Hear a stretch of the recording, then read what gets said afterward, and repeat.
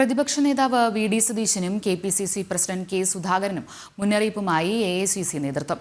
ഒന്നിച്ചു നിന്നില്ലെങ്കിൽ കെ.പി.സി.സി അധ്യക്ഷ പദവിയും പ്രതിപക്ഷ നേതാവ് സ്ഥാനവും തെറിക്കുമെന്ന നിലപാട്.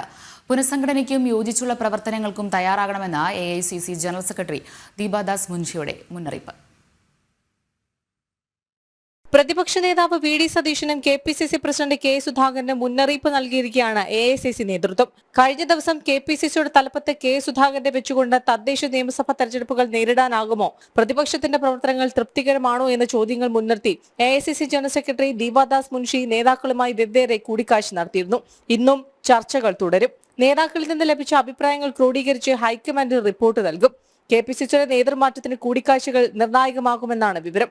ഒന്നിച്ചു നിന്നില്ലെങ്കിൽ കെ.പി.സി.സി അധ്യക്ഷ പദവിയും പ്രതിപക്ഷ നേതാവ് സ്ഥാനവും തെറിക്കുമെന്നാണ് മുന്നറിയിപ്പ്. പുനഃസംഘടനയ്ക്കും യോജിച്ചുള്ള പ്രവർത്തനങ്ങൾക്കും തയ്യാറാകണമെന്ന് AICC general secretary Deepa Das Munshi നേതാക്കളെ അറിയിച്ചിട്ടുണ്ട്. ഐക്യ സന്ദേശം നൽകാൻ രാഷ്ട്രീയകാര്യ സമിതിയിൽ ധാരണയായ വാർത്താ സമ്മേളനം മാറ്റിവെച്ചതും തമ്മിലടി ഒരിക്കൽ കൂടി ചർച്ചയാകുന്നതിന് വഴിവെച്ചിട്ടുണ്ട്. രാഷ്ട്രീയകാര്യ സമിതിയിലെ വാക്പോരായിരുന്നു വി ഡി സതീശനും കെ സുധാകരനും സംയുക്തമായി നടത്താനിരുന്ന വാർത്താ സമ്മേളനം മാറ്റിവെച്ചതിന് പിന്നിലെ കാരണം. ഐക്യമില്ലാത്ത സംവിധാനത്തിനൊപ്പം നിൽക്കാൻ താല്പര്യമില്ലെന്നും രാജിവെക്കാൻ തയ്യാറാണെന്നും ദീപാദാസ് മുൻഷിയും ഹൈക്കമാൻഡിനെ അറിയിച്ചിട്ടുണ്ട്. ജനം, തിരുവനന്തപുരം.